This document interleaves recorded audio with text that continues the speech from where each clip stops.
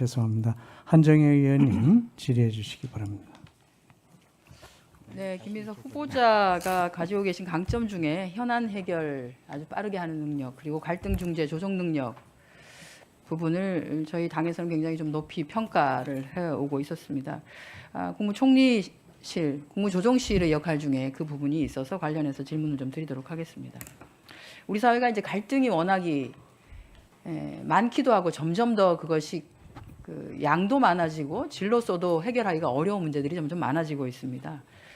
한국 사회의 갈등과 관련한 경제적 비용 분석을 국무조정실에서 한 것이 있는데요. 이게 보시면 최근 7년간만 보십시오. 사회적 갈등으로 인해서 낭비된 경제적 비용이 총 2,130조 원입니다. 이게 평균 그러면 매년 304조 원에 해당된다는 금액이거든요. 그러니까 대한민국 1년 예산의 절반 정도에 해당되는 경제적 비용을 우리가 사회적 갈등에 사실은 쏟아붓고 있다라고 생각을 해야 되는 것이죠. 이런 문제가 있어서 국무조정실은 집중관리 갈등 과제들을 정리하기 시작하고 집중적으로 관리하기 시작했습니다. 2017년 문재인 정부 때부터인데요. 사회 갈등이 좀 많은 것들을 집중관리 대상이 되는 것들을 선정해가지고 관리하자라고 하는 건데 뭐 과제별로 보면 집중관리 대상이 있고 계속관리 대상이 있고 또 사후관리 대상이 있습니다만 저는 지금 집중관리 갈등 과제만 말씀드리도록 하겠습니다. 문제는 이게 이제 2017년부터 과제를 선정해서 관리를 하고 있는데요. 한 해 끝나지 아니하고 2년 연속 계속 갈등 관리 과제로 선정된 경우가 54건 정도에 해당이 됩니다. 그런데 이제 이 중에는 근로시간 선택권을 확대한다. 군공항 이전, 방구대 암각화 보존. 그러니까 이런 과제는 2017년부터 해서 아직까지도 그냥 집중관리 갈등 과제로 선정되어 있습니다. 물론 이 중에 군공항 이전이나 이런 것들은 해결책이 완전히 담보되지 않는 한은 과제로 선정이 될 수밖에 없는 것이기도 한데 8년이라는 기간 동안에 집중관리 과제로 설정만 하고 좀 더 열심히 하고자 하는 노력은 좀 기울였나라고 하는 것에 대한 의문이 좀 들기도 합니다. 이 얘기를 드리는 이유가 국무조정실이 갈등관리 내용적인 측면에서도 조금 좀 제대로 접근을 하지 못하는 것 같다라고 하는 게 가장 최근에 있었던 것이 화상투약기 시범사업 연장 문제가 있었고요. 또 하나가 인체용 의약품 동물병원 직공급 뭐 이런 문제인데 제목만 들어도 이해관계 당사자가 많겠구나라고 하는 걸 분명히 아실 수가 있죠. 그런데 이제 당시 국무조정실에서 이해관계를 달리하는 이 당사자들을 조정하고 조율하고 하라고 하는 게 그 역할인데 실제는 갈등을 풀어주지는 아니하고 어깨 대변만 하다가 갈등을 증폭시키고 지금 중지되어 있는 상태. 그래서 이건 안 하니만 못하다라고 하는 얘기도 있었습니다. 또 하나는 과거에 우리가 가습기 살균제 피해 그 조정위원회를 꾸려서 조정을 하는 과정에서 가해기업이라고 하는 데서 피해 구제를 위해서 우리가 조정 금액을 내라고 하는 것을 출연을 하겠다. 그런데 이후에 조정 이후에 아주 세월이 지나고 난 뒤에도 어떤 피해가 발생하거나 하게 되는 경우에는 그 정도는 정부가 좀 부담을 해야 되는 거 아니냐라고 했을 때 당시 국무조정실에서 기재부가 이걸 반대하지 않아서 동의하기 어렵겠다. 그 어렵게 조정의 합의에까지 이르는 것을 기재부가 조금 반대하는데요 라고 해서 결국은 무의로 돌아간 적도 있습니다.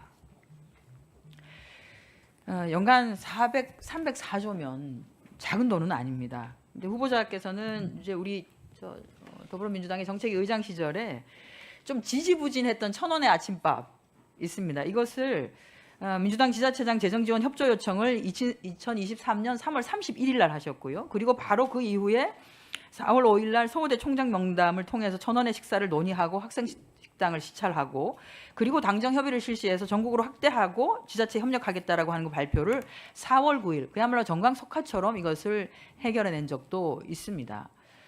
또 하나는 우리가 이제 조금 사회적으로 가슴 많이 아파했었던 전북 무주에서 있었던 장애인 학대 사건이 있습니다. 하은의 집에서 발생한 것인데요. 이것도 피해자 관점에서 전장현과 대책이 전북도 합의를 이끌어내서 전라북도 장애인의 탈시설을 추진했고 무주 하은의 집에 대해서 민간 합동 조사를 즉각 집행하게 만드는 등 대책을 갈등 과제를 굉장히 빠르게 정리한 바도 있습니다. 그래서 기대하는 바가 있습니다. 후보자가 총리로 취임을 한다면 이렇게 산적해 있는 사회 갈등 과제들에 대해서 지금까지 보여줬던 그 추진력, 그다음에 현안을 제대로 피해자의 관점과 더불어서 갈등의 이해관계 당사자가 되는 사람들과 충분하게 대화해서 잘 해결해낼 것이다, 조율해낼 것이다라고 하는, 그래서 국무조정실이 정말 국무조정실로서의 제 역할을 좀 할 수 있게 만들 수 있지 않겠냐라고 하는 기대감이 있는데요. 그 우리 사회적 갈등 관리에 대해서 후보자의 포부나 계획 이런 것에 대해서 말씀을 좀 밝혀주시면 좋겠습니다. 네. 이재명 정부가 어떠한 정부가 돼야 되는가와 관련해서 대통령님과 대선 기간 오래 전부터 말씀을 나눴던 내용 중에 하나가 이제는 세상이 내려먹이는 시대가 아니기 때문에 사회 협약 국가로 가야 한다라는 말씀을 많이 나눴습니다. 윤석열 정권의 가장 큰 잘못 하나가 이유를 알 수 없는 숫자 2,000명을 가지고 의대생 문제로 모두를 괴롭게 만든 것이었다 하는 데 대해서는 여야를 막론하고 공감이 있을 것이라고 생각이 됩니다. 갈등을 해결하되 민주적인 방식으로 해결하고 그것을 사회 각계각층의 합의와 협약에 의한 방식으로 풀어가는 것이 서유럽의 또는 북유럽의 복지국가 이후에 지금에 맞는 방식이다 이렇게 생각을 합니다. 갈등 해결은 가급적 집중적으로 해결하고 미제는 빨리 판단해서 도저히 안 될 것은 미제로 남겨두고 그리고 새로운 과제를 풀어가는 방식으로 접근하는 것이 맞다고 보고 저는 총무실 산하에 있는 위원회들을 보면서도 이번에 공부를 하면서 그런 생각을 했습니다. 제가 정식으로 취임을 하게 된다면 정부에 있는 많은 위원회들 중에 할 수 있는 것은 최대한 속도전을 통해서 할 일은 빨리 끝내고 안 될 부분은 못한다고 하고 그리고 새로운 과제를 부상시켜서 정리해가는 방식을 취하는 것이 계곡 문제 등으로 성과를 봤던 이재명 스타일의 성과적 접근법에 맞는 새 정부의 취지에 맞는다 이렇게 생각을 합니다.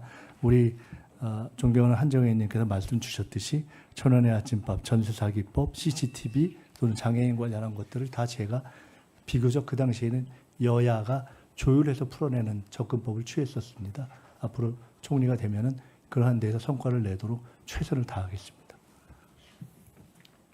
네, 한정희 의원님 수고하셨습니다. 다음은 존경하는 황운하 의원.